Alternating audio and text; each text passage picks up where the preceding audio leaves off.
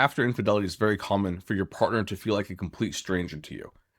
Yes, on the surface, they look the same, sound the same, sleep in the same bed, and yet something feels completely different. For some people, the grief around the infidelity is more around the loss of who you thought that they were than just what they did. Before the betrayal, you may have thought, this person would never do something like that to me. This person is honest. I know their character.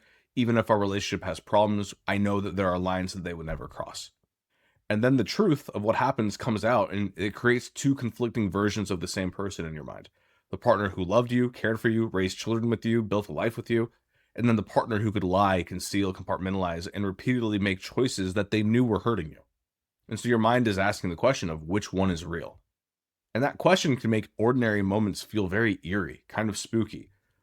They might be laughing at a joke that you tell them, or you're making dinner, or they say, I love you, just normal parts of life. And suddenly you're wondering, what does any of this mean? Like, are they a psychopath? Like, are they plotting to kill me, so to speak, while just having this normal good moment? Because how can these two versions of them live within one body?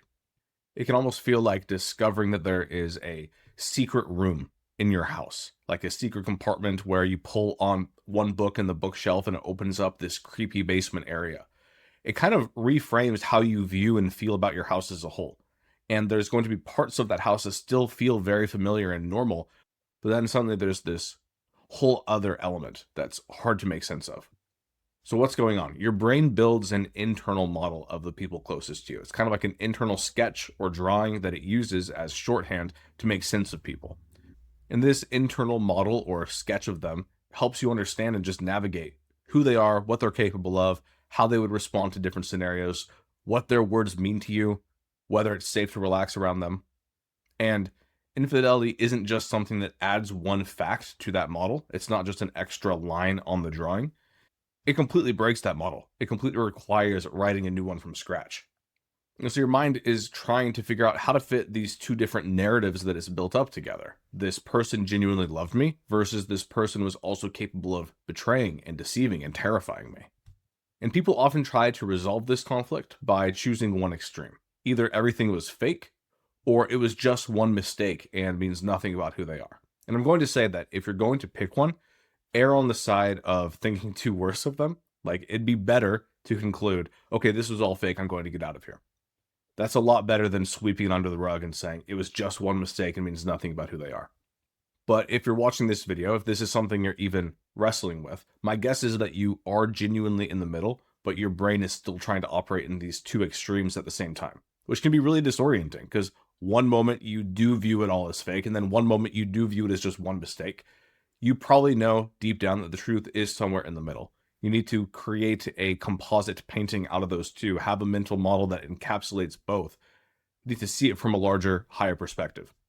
But what makes those simplified versions more attractive to your brain is that they are simpler. They are easier to digest and they're easier to kind of plug into the rest of your map of reality. But the thing is, reality is often more complex than that. A person could genuinely love you and still have the capacity to compartmentalize, avoid consequences, seek validation, or protect their own desires at your expense. Love does not automatically eliminate selfishness, fear, shame, entitlement, avoidance. And love is also not something that is consistent throughout a relationship. There may have been periods where they truly did love you, and then during the infidelity, I think it's fair to say they did not love you. They were not acting loving toward you at all during those times. And another part of what's going on is there's this stranger feeling. Like when you see someone for the first time, they are a stranger in your mind. Almost think of stranger danger as a kid. And it feels like this person, they've only shown you a part of themselves up until this point in the relationship. And so you're trying to make sense of what is all this other stuff that's going on. So what can you do about it? I mean, my main recommendation is don't force yourself to see them as all good or all bad. Again, if you're going to pick those, choose all bad and just get out. If that's where you feel like you have to go, if you have to simplify it down, do that. But if you are trying to reconcile, don't force yourself to see them one way or the other. The goal is to see them completely and accurately.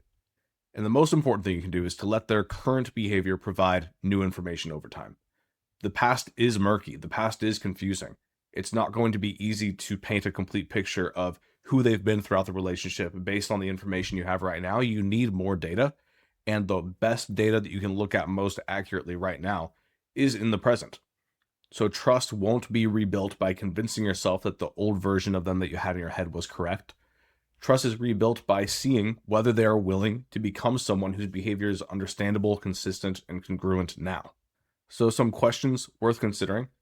Can they explain how they allowed themselves to behave that way? Can they discuss it without minimizing, blaming, or becoming defensive? Do they understand, or are they starting to understand the patterns beneath the affair? Or do they just regret being caught? Are they becoming more emotionally honest and open? Do their actions line up even with small things? If an unfaithful partner just says, "I promise I'll never do it again," that's really not a full explanation. A more full explanation would include the elements of, here is what was happening within me, here's how I was justifying it in my own mind, here is what I avoided confronting, here's what I am changing to not create the same pattern, here's what I'm committing going forward, here is what I want you to hold me accountable to. You're looking for evidence that they understand and have changed the machinery that made the betrayal possible, not merely that they understand that they did it. It's kind of like whenever there's a plane crash. They do their thorough investigation, they figure out what exactly happened that allowed this plane to crash, and they incorporate that nationwide throughout all of their safety checks, where now they have to include that element to make sure that that problem would never happen again. If your partner has that mentality and mindset, and then they're actually following through on it, that is a good sign. If they're not, though, then it seems like they don't really care that much whether or not the plane will crash again. Another thing that I'll say that's important along these lines is that a lot of people resist accepting the truth that this person who they loved did this horrible thing to them because they're afraid of letting go of something that is idealistic and in their mind that feels innocent. And it is a painful initial pill to swallow, but I don't think that innocence fully ever returns. I don't think there ever is this moment where you feel like, I'm just going to trust someone 100% with my heart, turn off my brain, turn off my intuition, and just let them completely hold me in their hands. Healthy trust does not look like saying, "You could never hurt me. I know that from the bottom of my heart." Healthy trust understands that there is risk in love, and that healthy trust can eventually feel almost a rush of excitement, knowing that it is all contingent. It is all fragile. And so when you and someone are able to create a life and love together that is beautiful and real and kind and strong, you appreciate the rarity of that. You appreciate how beautiful a thing that is, and you don't take it for granted. Real healthy trust is built on seeing them more clearly, seeing them more honestly, and trusting yourself that you're not going to just keep going with them blindly if that changes. And I think that's a big part of this too. I think there's a lot of denial that people can change. Sometimes people get better and sometimes people get worse. And you don't have to stay with someone who used to be good, even if they've become kind of horrible now. You can choose to. You can choose to be patient. You can choose to give them some time. But just because they used to be good does not mean that they'll eventually get back there either. They have to actually be putting in the work. Don't try to resurrect the old partner. See who they really are now. You might have to trade out questions. What would it look like to stop asking, how can I get my old partner back? And what would it look like to ask yourself, can I safely love the fuller truth of who this person is now? And the answer might be a resounding yes. The answer might be a resounding no. And most likely, the answer will be, I don't know yet. And so if you are in the path of reconciliation, you need to get comfortable with a lot of I don't know yets. Not because they're refusing to do the work and do the answers, but your own I don't knows, your own not knowing yet whether or not they are a safe person to trust.